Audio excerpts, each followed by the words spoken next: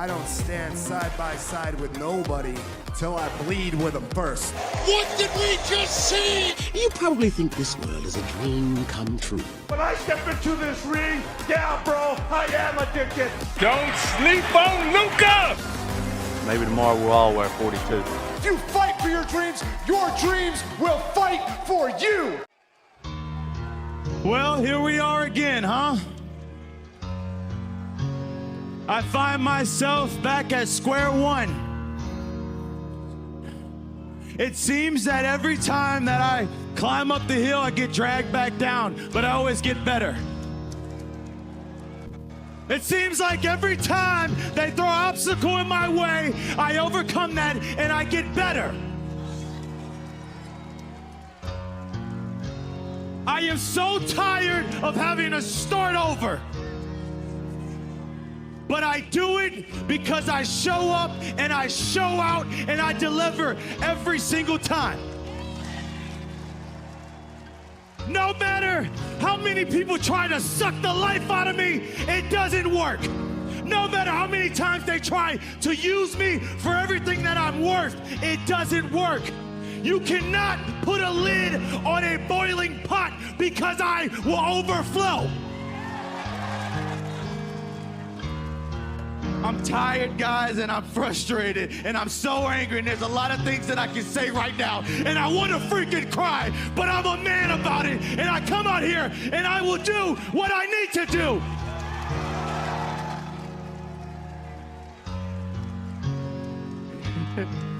You know what's funny? You know what's funny? I sat at home and watched All In, one of the biggest wrestling pay-per-views shows of all time. I, Ricky Starks, sat on his living room couch. There wasn't time for Ricky Starks. And I would be damned if I let another moment slip through my hands. It's Steamboat! Steamboat, listen, I know that you are back there and you are angry at me, but what I want you to understand is one day, I hope that you see it from my perspective and why I did what I did. But until then, I am not letting a moment pass me by tomorrow night. So I want an answer from the dragon right now. Amidst the drama that occurred during and after AEW's biggest show ever, All In, Ricky Starks found himself in a position that has been all too familiar for the 33-year-old's tenure with AEW. Lost without an ounce of direction in sight. His feud and subsequent conclusive match at All Out was now out of the picture. Gone was his potential big match on a big show, and once again Starks found himself watching his contemporaries like Konosuke Takeshita, Wheeler Yuta, Orange Cassidy, MJF, and more get their big moments while he seemingly looked to be directionless with the pay-per-view days away. And Starks let those frustrations show when he opened Collision the day before All Out. He's angry and frustrated that he is constantly overlooked and doubted. While others get the benefit of the doubt, it seems like Starks is always the one that has to prove he can swim at every opportunity. With nowhere left to go, he calls out the legend, Ricky the Dragon Steamboat. He challenges the legend to a strap match. However, things just simply aren't looking to get better for Starks, as the challenge is instead answered by the returning Bryan Danielson. Once again, a year later, AEW looks to one of their most reliable stars to fill in. Danielson accepts on behalf of Steamboat, and the match is set for All Out. Ricky Starks versus Bryan Danielson in a strap match. But Danielson has had no interaction with Starks. The two haven't even had a chance to establish any type of story heading into this match. Just how good could a thrown together last second match possibly be?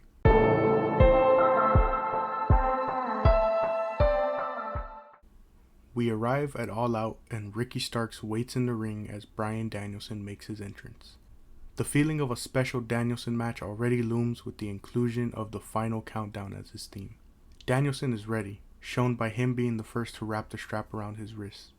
However, Starks doesn't seem quite ready. Instead, he rolls out the ring and takes a lap around the ring. He gets back in the ring, and before the strap can be put on, he charges Danielson and knocks him out of the ring. Starks grabs his belt from ringside and starts using it on Danielson. Starks uses the metal buckle to nail Danielson right in the head. After gloating around ringside, Starks finally puts the strap around his wrist and the match can officially start. Starks immediately starts targeting the bloody wound of Danielson. Starks is brutal from the start. He uses the strap to choke Danielson and then stomps his head on the steel steps. Commentary highlights that Danielson is cleared for this match, but it doesn't mean he's 100%, especially as he is coming back from a fractured arm. Starks is heavily in control and starts to mock Danielson with some yes chants. Danielson fights back, but Starks still has the advantage. Starks attempts to hit a move on Danielson as both are perched on the top rope, but Danielson reverses. Danielson then begins to whip Starks on the back, and we see Danielson's sadistic side come out. As Starks is stuck upside down in the ropes, Danielson whips Starks across the chest. One of these whips catches Starks right in the mouth. As the two brawl on the outside, Danielson begins to target Starks' shoulder, and this includes him dragging it constantly into the ring post. At this point, both men are completely busted open. Danielson once again begins whipping Starks. Back in the ring, Danielson starts laying in his signature kicks in the corner. Starks fights back with a huge clothesline that takes down Danielson and buys himself some recovery time. What happens next is my favorite part of the match and the overall story Starks and Danielson told.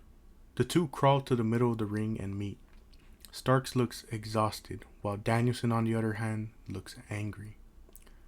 Starks is the first one to react, hitting Danielson in the face with the strap. The two start going back and forth with shots to the face. Starks nails Danielson with a mean strike to the face that brings Danielson down to his knees.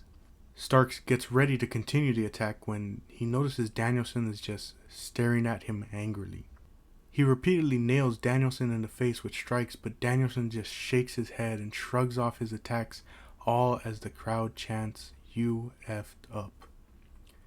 Danielson is on his feet and challenging Starks, beckoning him to give him his all. Starks starts wailing on him with shots, but each shot that follows just gets weaker and weaker, all while Danielson looks on with disappointment.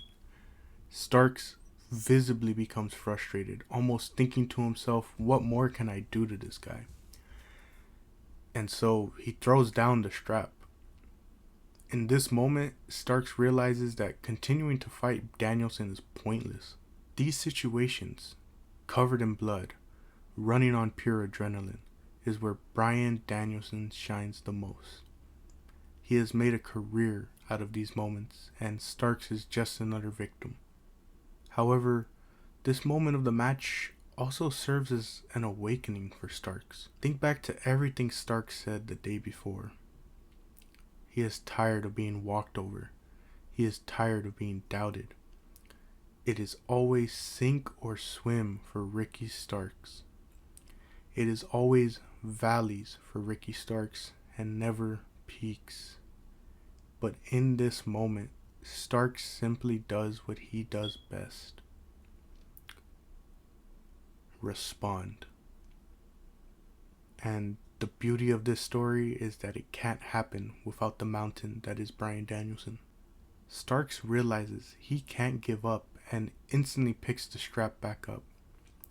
As he faces off with Danielson, Danielson simply screams at him, "Are you going to take it?" Now, at face value, Danielson is simply referring to the shots that he is delivering with the strap. But look deeper.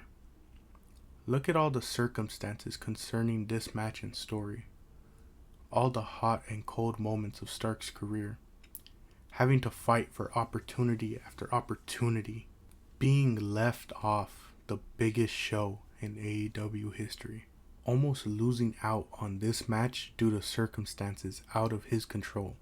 As seen in his promo, Starks is frustrated. Whether it is kayfabe or real life bleeding into the promo, we know that Starks is frustrated with everything that he has had to endure throughout his career. So you have to ask yourself, is this Bryan Danielson's way of letting real life bleed into the match? Is Danielson simply asking Starks if he can endure the pain? Or is he asking him if he is simply going to lie down and take it? Is he just going to allow himself to be passed over and taken advantage of? Is he going to just sit idle and allow his peers to pass him by? Danielson is challenging him to show him that fight. Show the man who has had to fight for everything he has gotten in this industry that you have the same level of hunger and fight within you. To Danielson, the time for talk is done. It is either put up or shut up for Ricky Starks in this moment. He can either be like the many others who have whined about their position, or he can go toe to toe with the GOAT and prove that he belongs in the upper echelon of wrestling. Ricky Starks, forever and always, picks the latter. Danielson lays into Starks with the strap, and yet each time Starks fights to either stay on his feet or get back up onto his feet. Danielson eventually gets him down to his knees and starts hitting him with a combination of kicks and strap strikes. After a cool spot with Ricky Steamboat, we see Danielson fly, diving onto Big Bill and Starks on the outside. Danielson gets Starks back in the ring and looks to finish the match. Setting him up for the Busaiku knee, it seems that despite his best efforts, Starks once again has to endure another valley.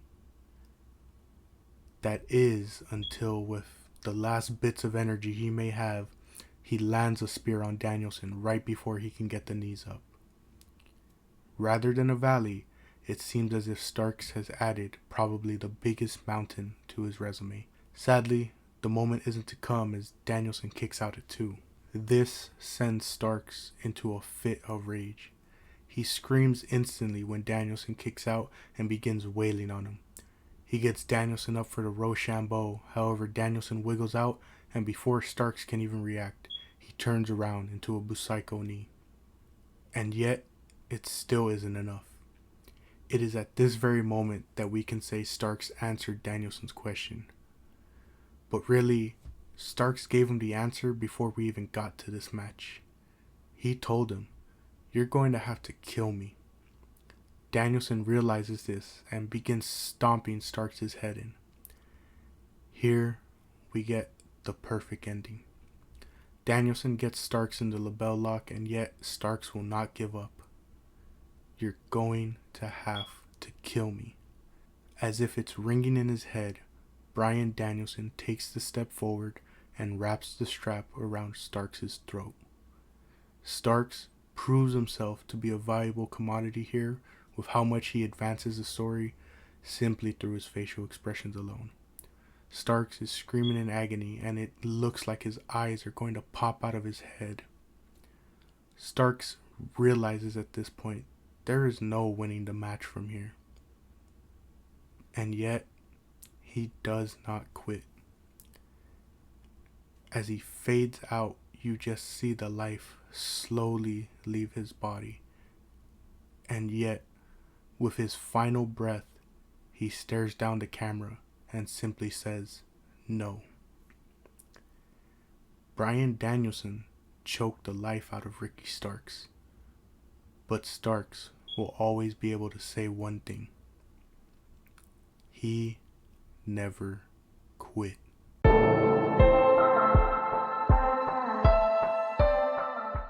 Usually I like to end the video there, but I just truly want to sing all the praises for this match. Ricky Starks showed his resilience through this match and proved just how much of a damn hot commodity he is in this business. He stood toe to toe with Bryan Danielson and told an amazing story, all with less than a day of prep time. He went in with a goal and achieved it despite the loss. He told Danielson and everybody in that locker room that you're going to have to kill him, and he stood 10 toes down on his word. Bryan Danielson was the perfect dance partner for this match. He brought the killer instinct out of Starks and basically told the whole world, if you don't believe in Ricky Starks, you're an idiot to not see what he sees. With the news that Danielson plans to retire from full-time competition, it makes moments and matches like this even more special. While he doesn't have much time left, I simply want to see Bryan Danielson take some inspiration from a Stardom legend when it comes to his final months. In Kagetsu's run at the top of Stardom with the red belt, the whole point of their run was simple. They were focused on bringing out the very best of Stardom's talent. Some saw their tactics as cruel, but to Kagetsu, they were just simply trying to breed a better future for Stardom. And so similarly, I want to see Danielson do the same with his final matches. This year alone, he has already shined a bright light on talents such as Konosuke Takeshita, Bandito, Roosh, MJF, Swerve Strickland, and Ricky Starks, just to name a few. And every single one of them came to bat when the time came. They showed out and proved that if you just invest in them a little bit, they will run with it and make magic. Danielson's final run should be that combination of crossing off dream matches and helping showcase young or forgotten talent in AEW. Because as we saw with this match, Danielson can create a masterpiece with nothing and help you push those stars forward. From there, it is in the hands of the powers that be to capitalize. To properly close this video, Bryan Danielson is my favorite performer of all time, and it's because of performances like this. And when it comes to Ricky Starks, he is a man of endless potential. Despite constantly being doubted and having to deal with a lot more BS than other guys, he shows up time after time and proves his worth in a business that often doesn't understand it. Just like I said with the grizzled young veterans, Ricky Starks is a viable commodity to any company out there. And whether this business understands him or appreciates him, he is not going to let anything stop him from shining. Just as his theme song says, The revolution is televised.